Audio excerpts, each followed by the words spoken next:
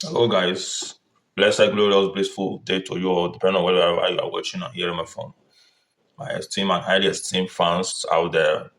Yeah, of course, I'm so touched and moved this morning to really come and say and speak my mind about still happenings in the ongoing Nations Cup AFCON 2025 taking place in Morocco. Of course, a lot has happened and a lot have trend, and the real trend right now is just like it's now the trend is starting because of course is the semi-final day match, and of course it's between the four countries that qualified for the semi-final. They are really deserving countries that of course that have won it previously, and all both have African Player of the Year in their pack, and of course notably is the one of course of Hakim, the PSG guy that is a Moroccan player, and of course before that was the double header of Osimhen and Ademola Lookman. Of course, Nigeria's squad is the only one that also parade two previous winners.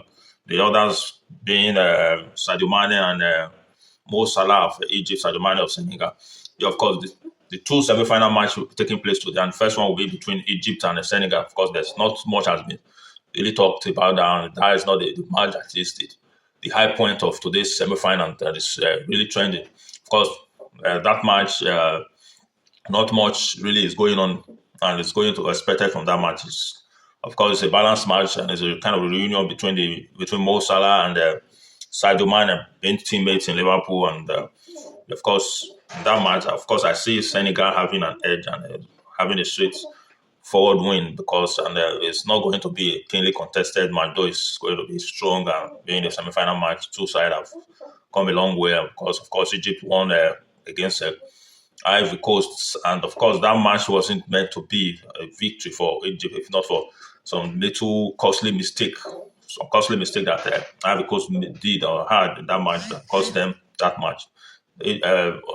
Egypt on the side during the list are spectacular. They really haven't really played really much during the en route the quarterfinal, also finally to the semi-final right now.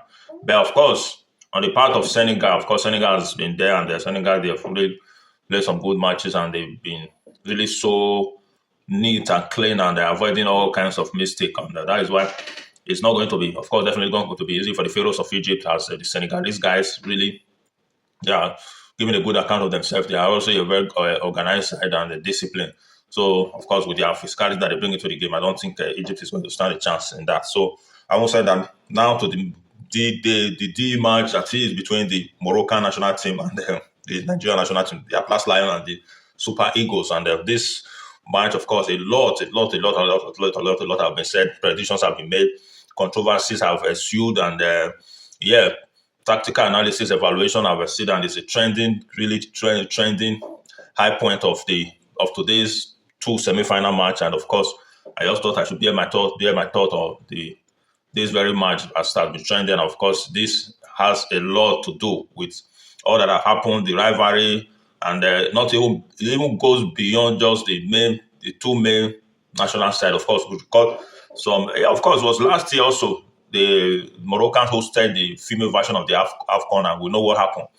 Yeah, of course, Nigeria played the final with the Moroccan ladies, and to their greatest surprise, Nigeria snatched that victory after they went ahead went ahead in the first half, leading 2-0, and Nigeria coming back in the second half, dominated and equalized and snatched the victory. It's still very fresh in the minds of the Moroccans. So their fans really, up to date, they have not forgiven the referee, and I heard that the referee has been, even he has been, the referee of that match that officiated that match was sued, and they are still in court because they thought that the officiating was biased. So that is still a very fresh injury coming into this very game that Nigeria Super Eagles are playing. So that is why they are not leaving any stone unturned. So the Moroccans are dead ready to do all that it takes to win this match. And on the other hand, of course, the Super Eagles, of course, in this very tournament, they are in a beast mode, and there's not the Super Eagles that played 2 years ago that struggled, but they were still able to get to the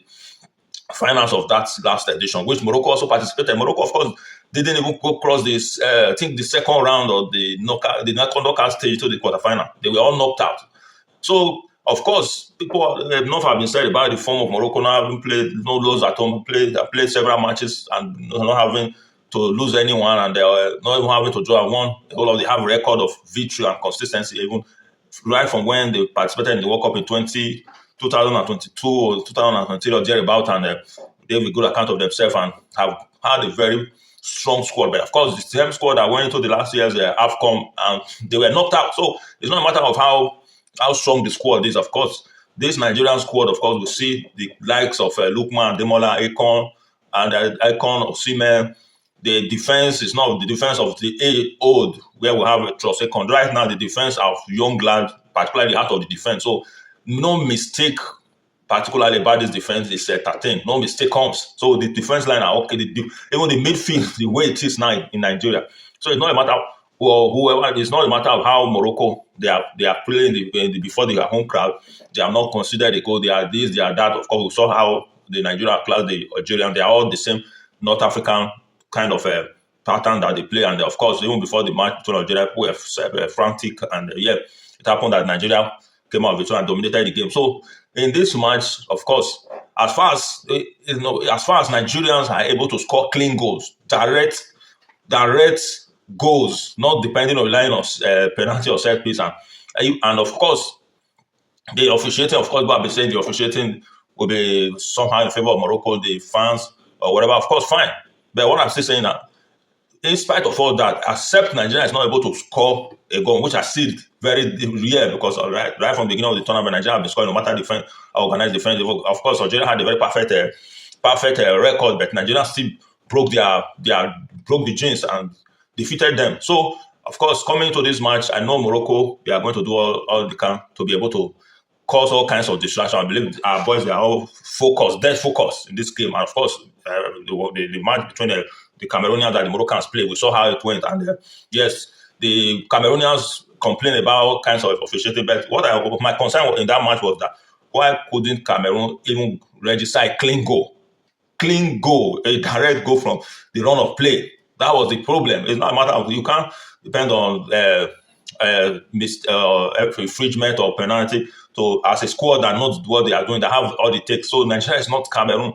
So Nigeria have one of the most potent attack in this competition, and believe you me, that attack can cause havoc to any team in the world today. And Morocco, they know it. And of course, Nigeria have one of the most fluid midfield defense. So you just can't take it away from Nigeria in this current AFCON. So guys, we look forward to this match, and damn all predictions, damn all the doubts and skepticism from all angles regarding the referee or whoever. As far as Nigeria doesn't receive a undue red card, and of course the boys are focused and they come up with the same fighting spirit, and they are well controlled, disciplined, and not allowing anything to distract them, and not overreacting in any case, and then allowing these people to get on their nerves, to get them frustrated or whatever, to start behaving abnormally. I believe they are going to carry the day. The match is going to be keenly contested.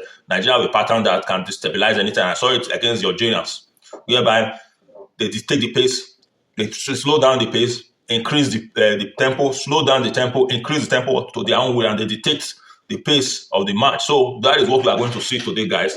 Believe you me, trust me, that this is what is going to happen. Of course, we know the Moroccans have theirs, of course, in the Real Madrid guy.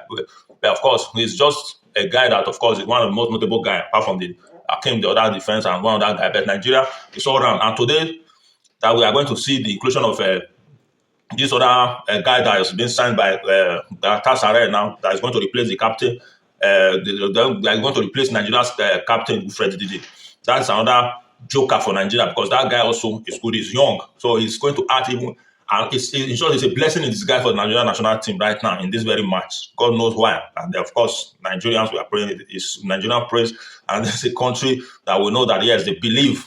What they believe in is much more greater than what the those believe. So greater is he that is that he that is in them. We already know the story, so I don't want to go deep into that area. But we will have here, let him hear. You can already decoded what I mean right now. So guys, share your thoughts, follow, like, and comment. Let's get kicking. It's AFCON final all the way for the Super Eagles, guys. Come on.